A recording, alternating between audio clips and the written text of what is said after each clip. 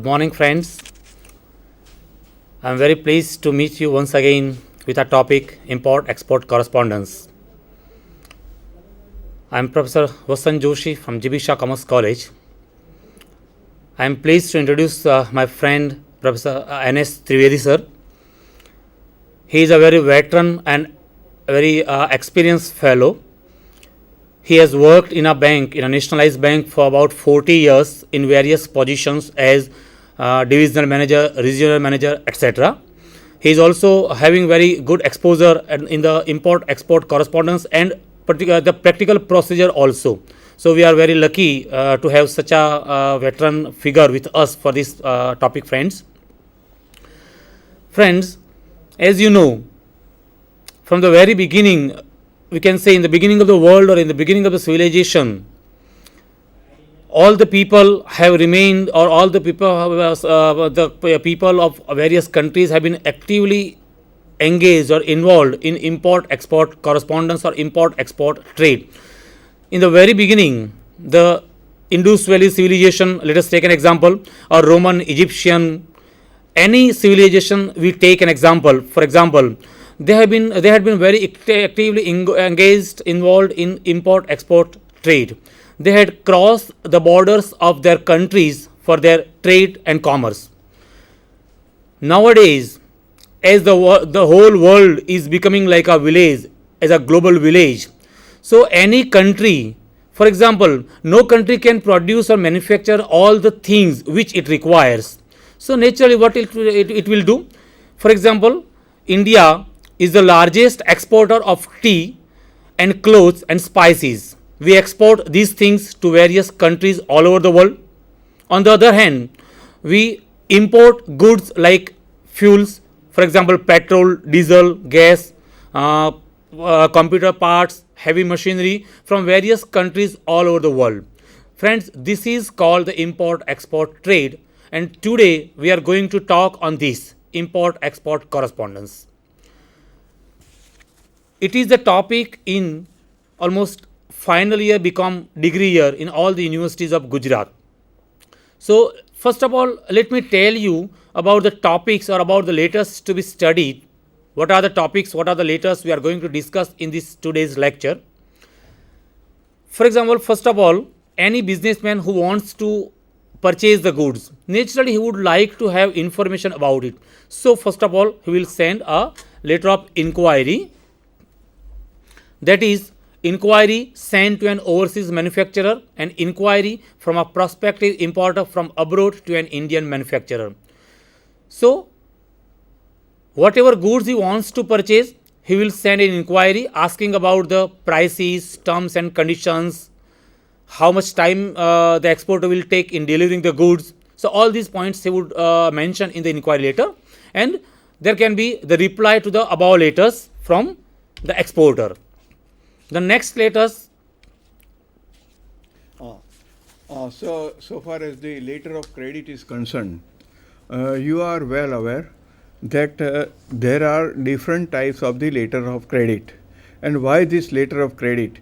Because the importers and exporters, in most of the cases, they do not know each other. And that is why this instrument has become a worldwide. It is a kind of the guarantee. In the case of guarantee, there are 3 parties, whereas in the letter of credit there are 4 parties.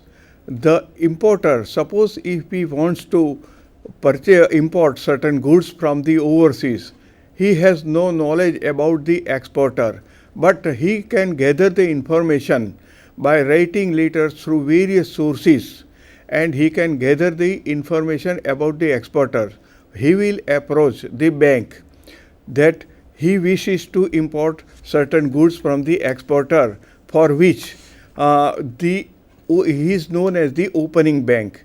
The bank will send his guarantee to the exporter's bank, and exporter's bank in turn will give guarantee to the exporter that in case the importer fails to repay the dues or repay the amount of the exported goods, then the bankers will be held responsible. So ultimate responsibility lies on the shoulder of the importer's bank. So that is known as the letter of credit.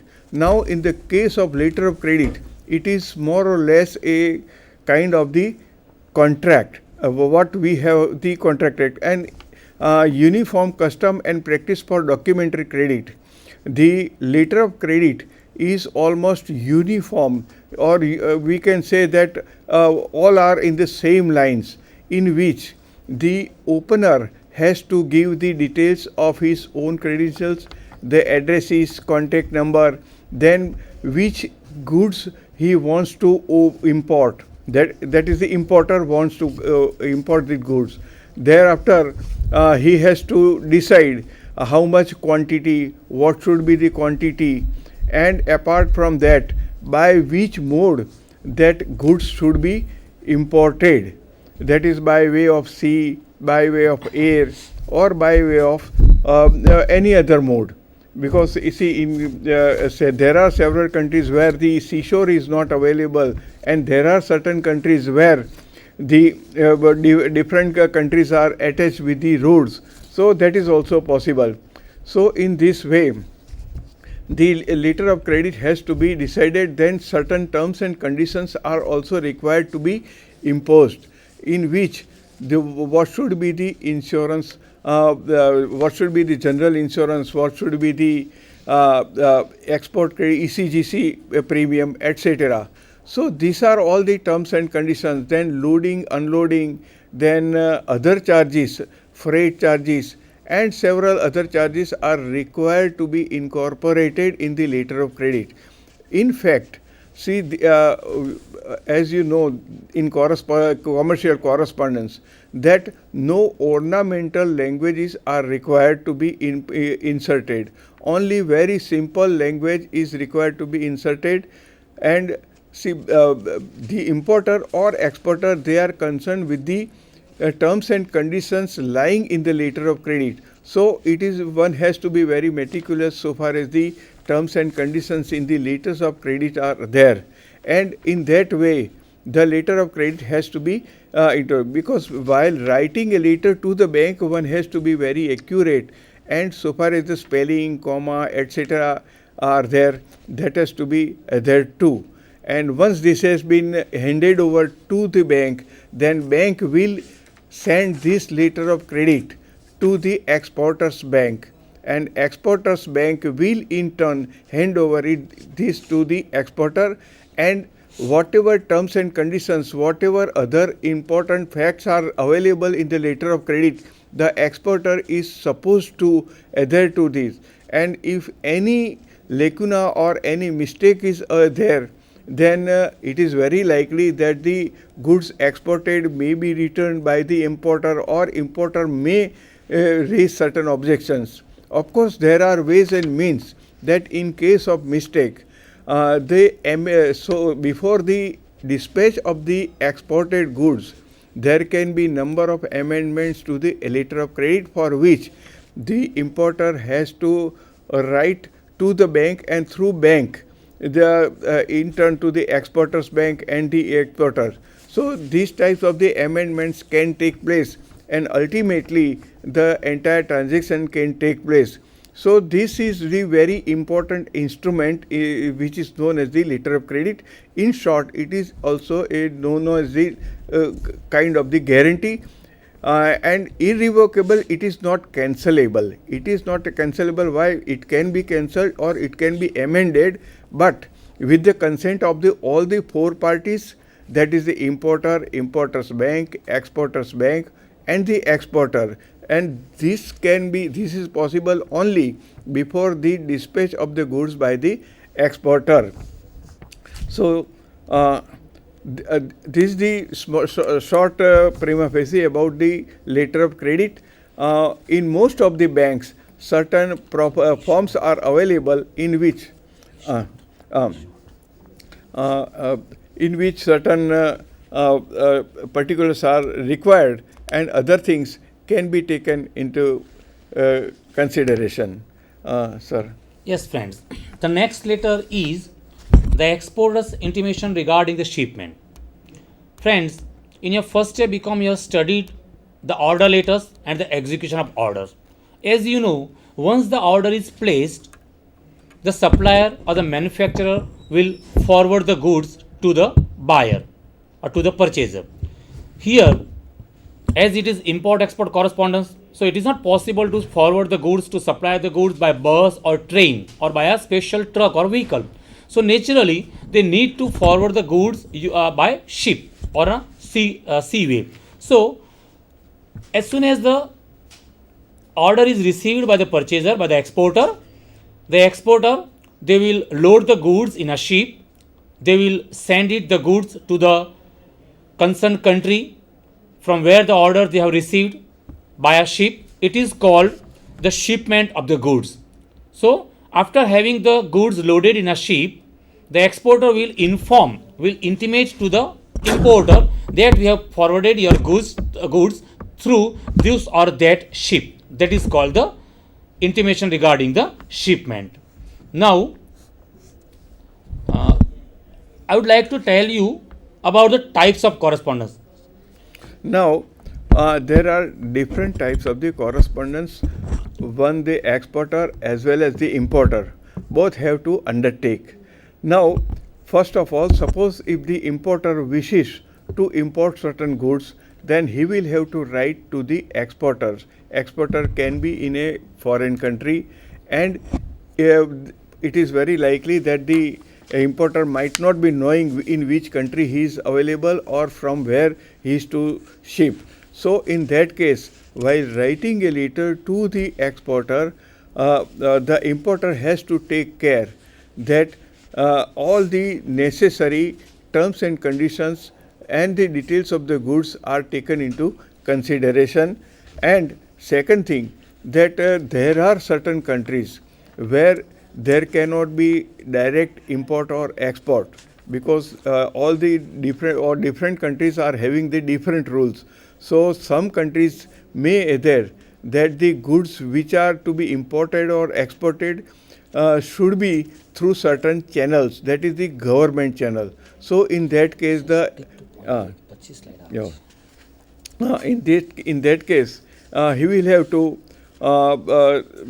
stick to the terms and conditions and the rules and regulations of that particular country, and as far as possible whatever is to be written, that should be point wise, and again no full further details or unnecessary details are to be incorporated, and as far as possible it should be minimum and point wise. Sir. Yes, friends, in first year you have studied the letters, but those letters were written between two businessmen within the country. So a businessman in India, for example, he places an order with a businessman or business firm in Kolkata or in Guwahati or in Chennai, or a businessman from Mumbai places an order to another businessman in Delhi or in any other part of the country. That is called domestic correspondence. And if the correspondence is done between two parties across the borders, beyond the borders, for example, any businessman from India wants to export goods from outside, for example, computer parts from China, or for example, automobile parts from any of the country of France or Japan. So it is called international correspondence, or we can call it import-export correspondence. Now, the parties in import-export correspondence. Now, there are generally two parties, that is the importer and exporters. But so far as the exporter is concerned, one, he is either a manufacturer exporter or he can also be a merchant exporter. The manufacturer exporter export the goods directly to the importer, whereas the merchant exporter, he is purchasing the goods from the manufacturer and he is arranging for exporting the goods to the importer. So it depends which type of the category the exporter or importer is. the exporters and importers both are having the same situation, because so far as the documentation part is concerned, both have to adhere to the general documentation theory and uniform custom and practice for documentary credit. So these are all the parties. And second thing, that so far as the manufacturer, so far as the exporter is concerned, he has also some parties abroad who can be the importer. Now they cannot be the third party, but they can be agent, that exporter's agent. That exporter can be having the agency arrangement, or he can also have the sister concern of his own firm. So this type of the parties available in the import export correspondence, and according to need, such correspondence are initiated. Now, so far as the parties in import export concerns are concerned, now banks, say for example, because both the importers and exporters, they are supposed to carry out their communication and correspondence with the banks. Why banks? Because so far as the India is concerned, almost all the transactions regarding the import and export should be routed through banks. That is known as so banks are also known as the authorized agents in foreign exchange. Those banks which are designated to carry out the import and export business, they are known as the authorized